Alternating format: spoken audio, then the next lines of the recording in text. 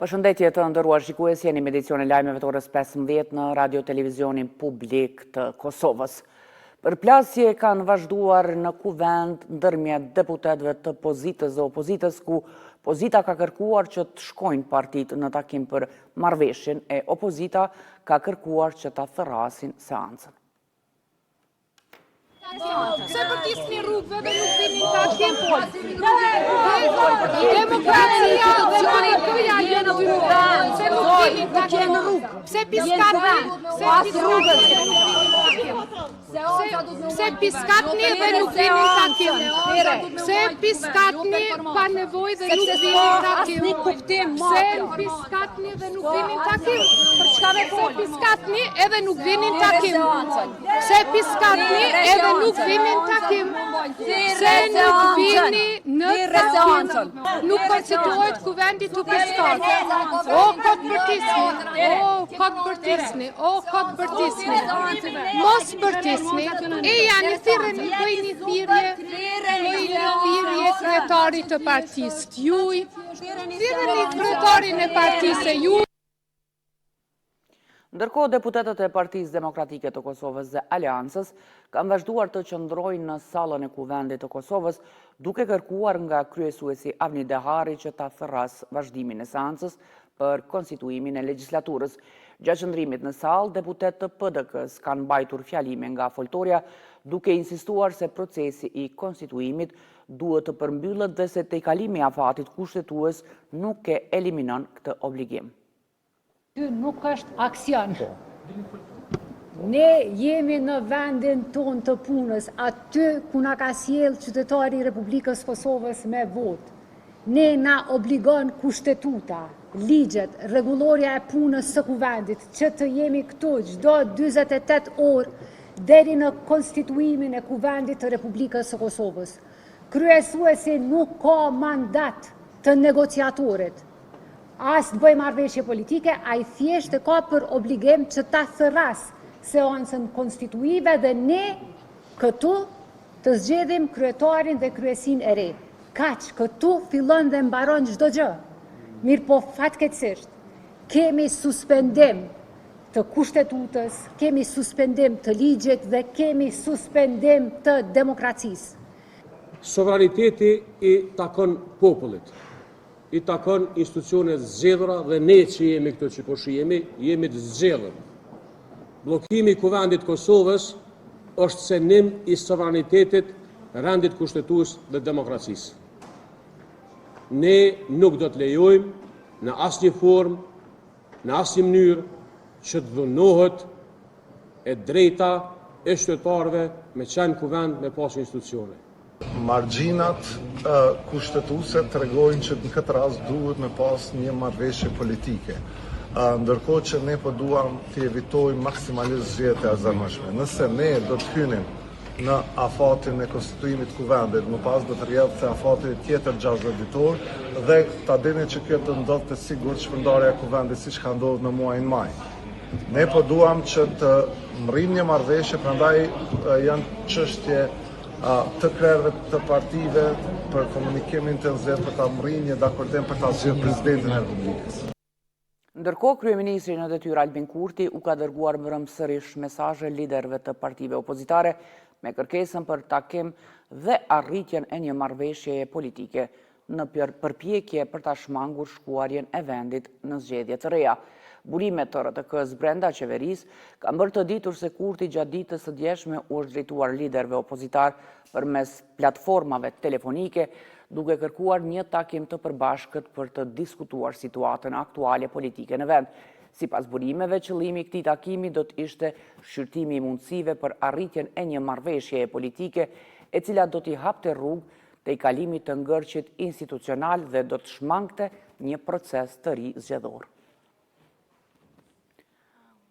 Ndërkohë, kryesuesi i seancës konstituive të kuvendit Avni Dehari nëpërmjet një postimi në rrjetin social Facebook thotë se formimi i institucioneve të qëndrueshme dhe shmangja e zgjedhjeve të reja kërkon një marrëveshje politike ndërmjet partive.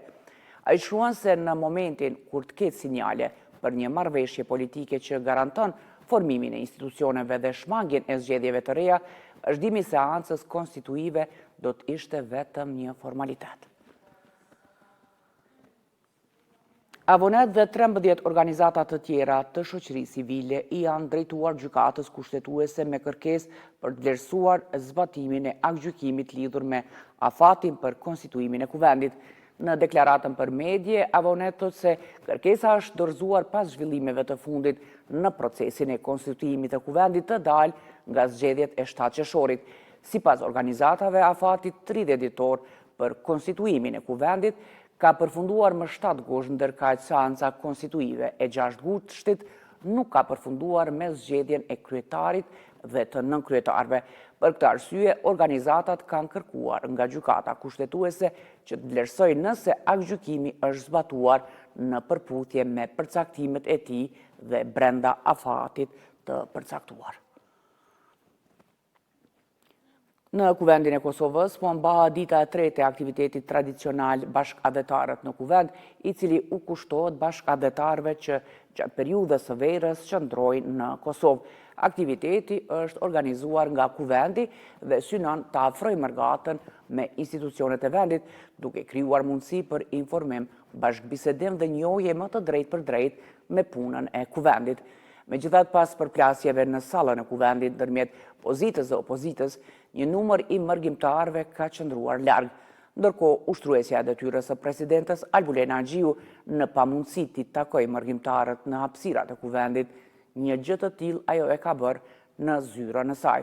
Mërgjimtarët u kanë bërë thirrje deputetëve për bashkëpunim dhe marrëveshje në të mirë të vendit.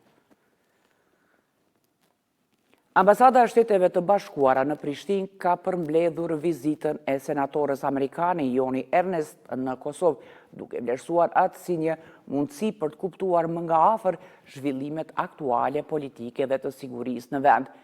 Në njoftimin e saj, ambasada amerikane theksoi rëndësinë e angazhimit të senatorës në Kosovë.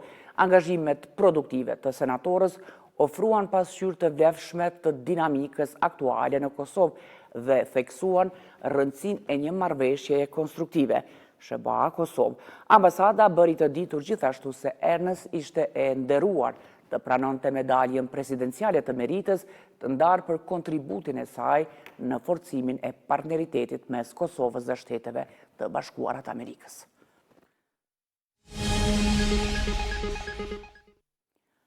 Bisedën më të keqe, deri më tani ndërmjet komandantit të KFOR-it Ozgan Ulutash dhe shefit shtabit të përgjithshëm të ushtrisë të Serbisë Milan Mojsilović e ka quajtur presidenti serb Aleksandar Vučić.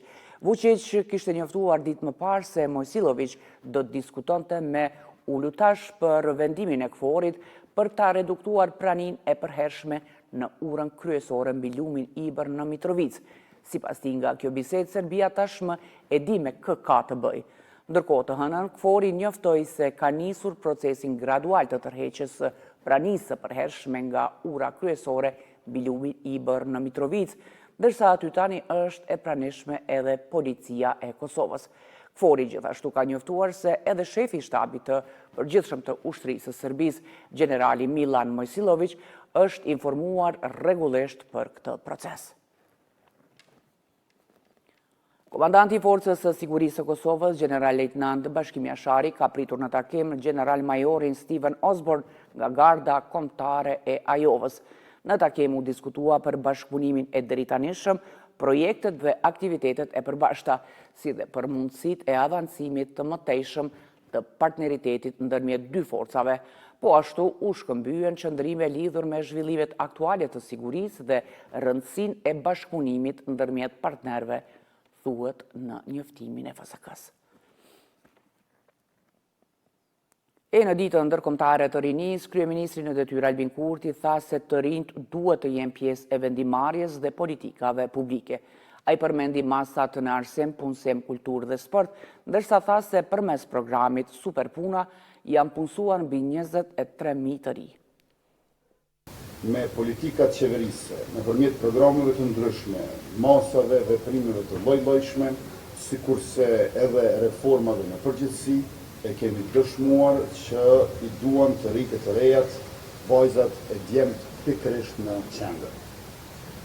Kjo duke krijuar mundësi më të mira që nga rinia e hershme në shkolla nëpërmjet zhvillimit të sistemit dual të arsimit së orientim karrierë, duke krijuar një lidhje midis aftësimit profesional dhe tregut të punës.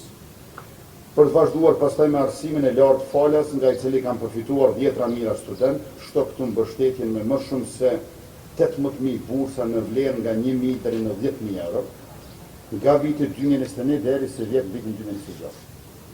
Për të mos harruar edhe rritjen e vlerës së bursës nga 700 euro sa ka qenë në 1.000 euro sa është tani.